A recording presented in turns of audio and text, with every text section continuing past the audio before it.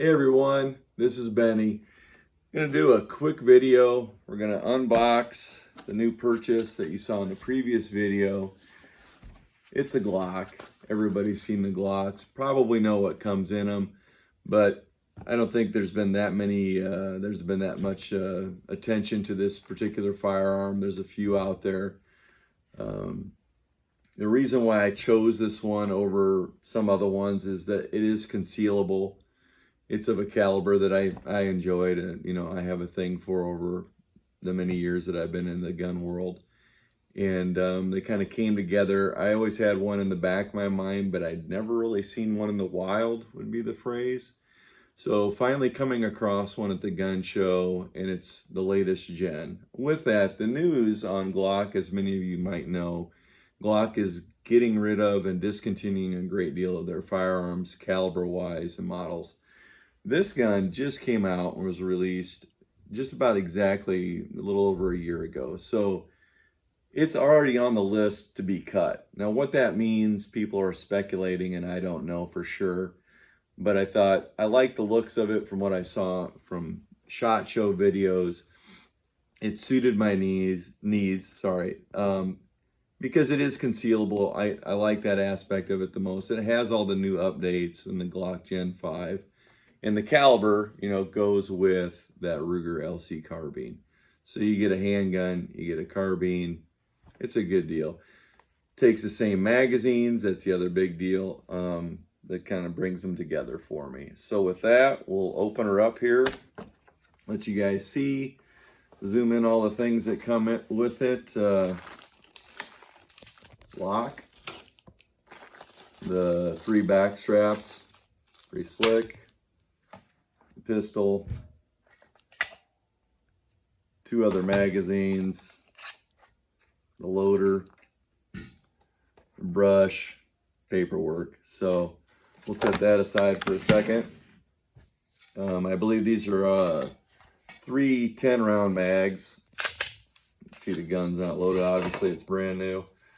3 10-round mags with the orange followers, all Gen 5. The base pads are not like, you can't take that. It's a finger groove that it creates. You can't really take that off. That's part of the base.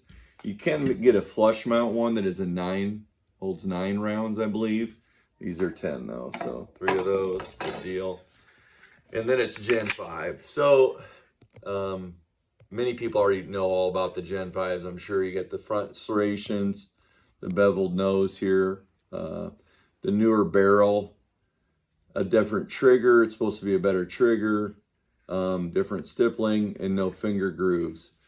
What's pretty slick, my hands aren't that big. I don't know if you can see that in the camera, but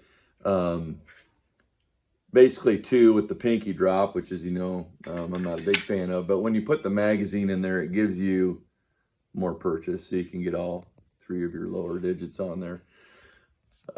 I like that.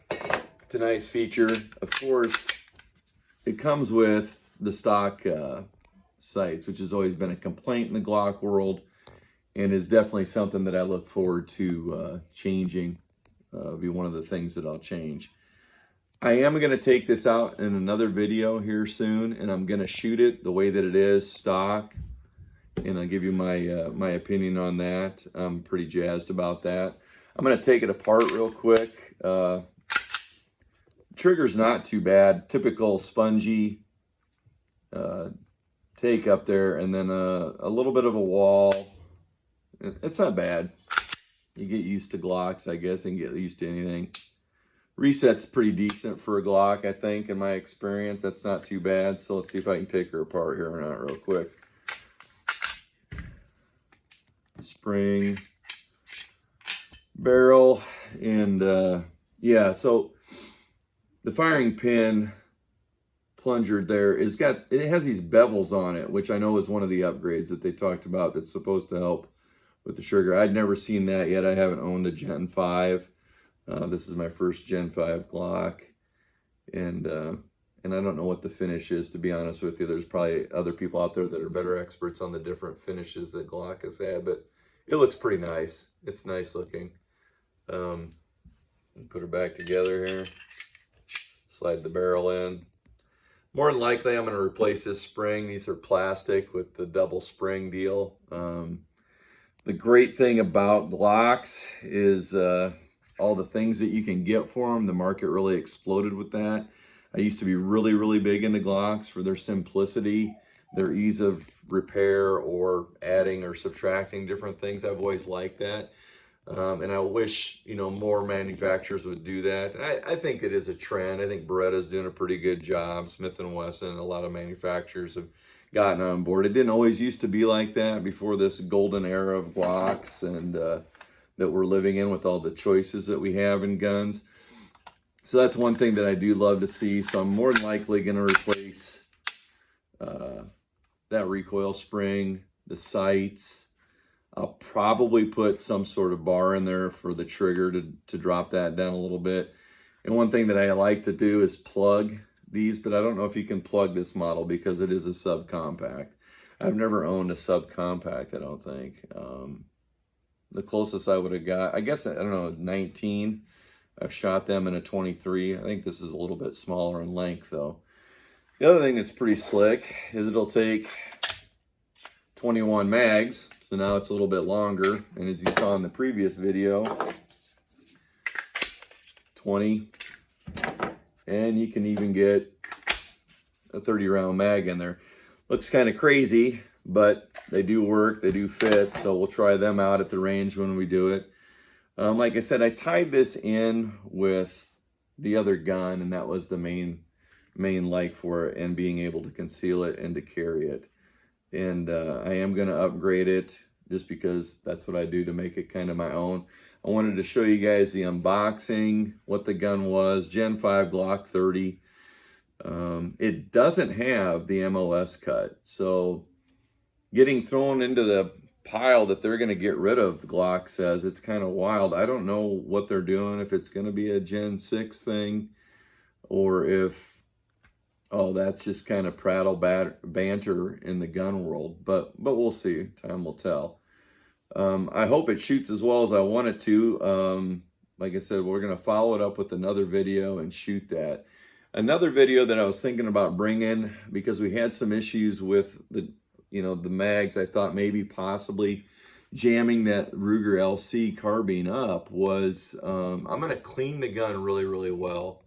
And then I'm going to shoot it without the can on it, without the silencer on it, and see if we have any issues. Because I did shoot it before, and I don't recall having that many issues or that many jams and failure to extract, that type of thing. You get a lot of fouling in there. You get some back pressure from the can, I believe, and it can cause problem. That is a blowback design on that gun.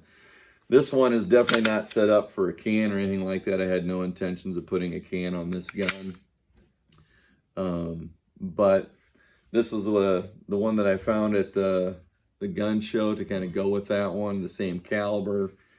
Like I said, you can carry it. And at the next video, you'll see this one. I'll take it out on the range, shoot some targets, and see what it feels like in its stock configuration. And then we're going to compare it over time. It's like a little project.